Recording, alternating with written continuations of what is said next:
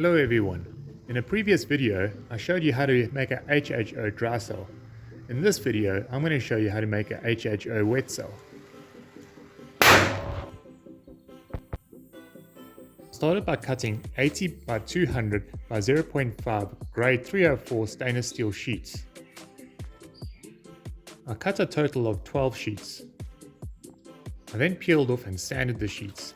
Sanding increases the surface area. I then drilled 2 holes in either side of the sheet, 20 mils away from the edge.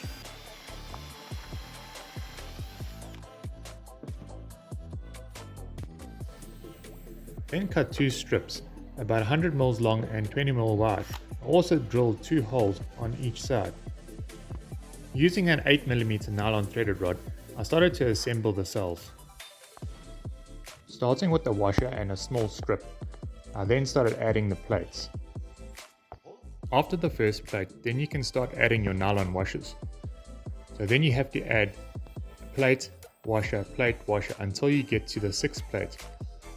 The 6th plate will have an electrode. Thereafter, you can start the process again. Plate, washer, plate, washer. A dry cell generator is where the water flows through the plates. A wet cell generator is where the plates are submerged in water. I like the dry cell generator better because you're not limited as to how many plates you can use.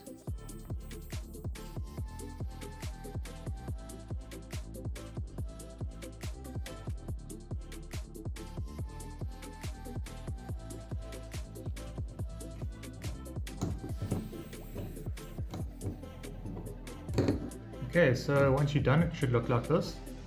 I've had to put in extra rubber between the plates because the washers were too thin. So just make sure that your plates do not touch each other and then we're all good. So what I'm going to do next, I'm going to put an electrode across there so that these 2 plates are making contact. So let's go ahead and do that.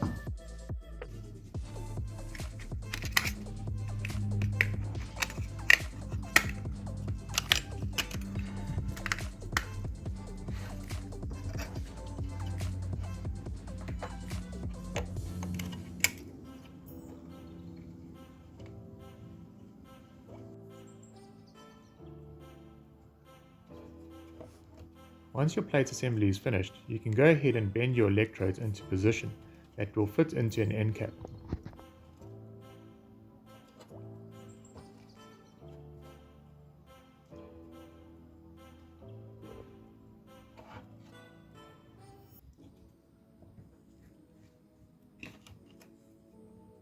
I'm going to be using 110mm end caps, which you can find at your local plumbing supplier. Then I drilled 10mm holes. I'll be using stainless steel 8mm bolts. Then I drilled a 19mm hole and used a 1/2 inch tap. I'll be using these quick fit fittings that you can get at a water purification company. You can also get these fittings at your local pet shop. Then I use some rubber from a bicycle tire to make a seal so no gas can escape.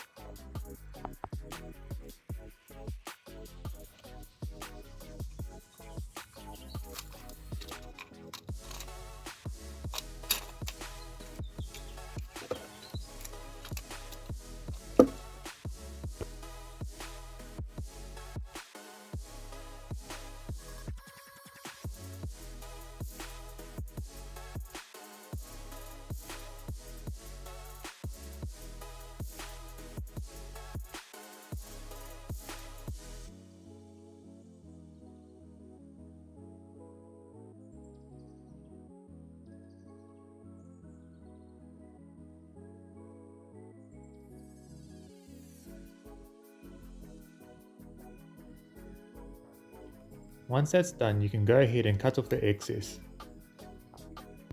Then I cut 400mm of 110mm clear perspex tube. This is what my plates will fit into. Then I use clear silicone to glue the end caps on. One end cap will be permanent and the other will have a removable thread cap.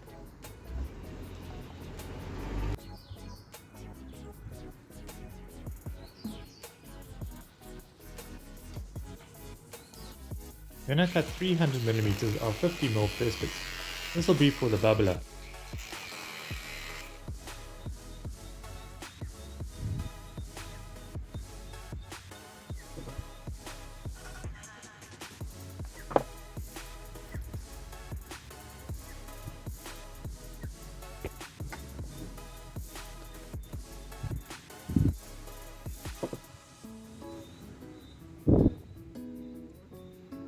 Then I glued the screwed end cap on to one side. This will be for the bottom.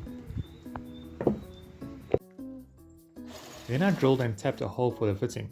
This is where the gas will enter.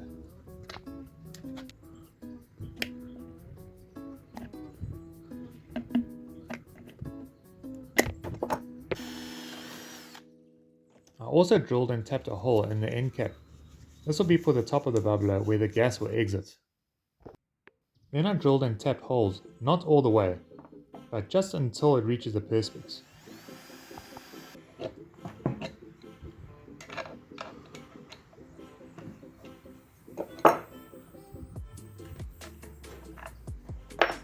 Then I added a 50 by 8mm threaded bar. Then I added some 50mm pipe clamps.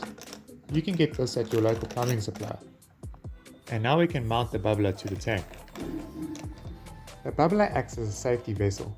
If anything explodes back, it will blow your bubbler instead of your tank.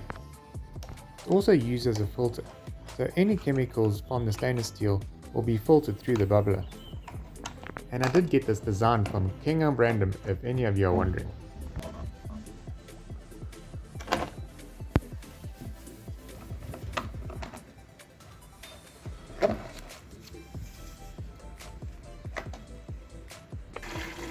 Now we can add some water.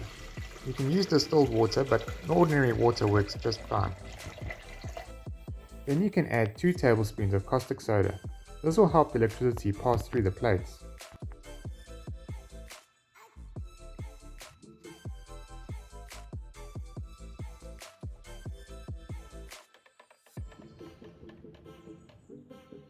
Once it's all dissolved, you can go ahead and add the plates.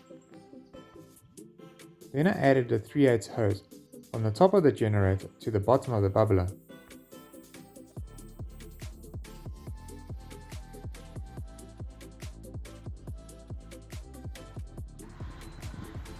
Now it's time to add the power of 14 volts from a 220 volts AC to 14 volts DC inverter, which you can see how I made in another video. With just 14 volts, this is able to make 1 liter of powerful HHO gas a minute. And now you know how to make hydrogen for a cool science project. I hope you enjoyed this video. Please don't forget to like, share and subscribe. Until next time, thanks for watching.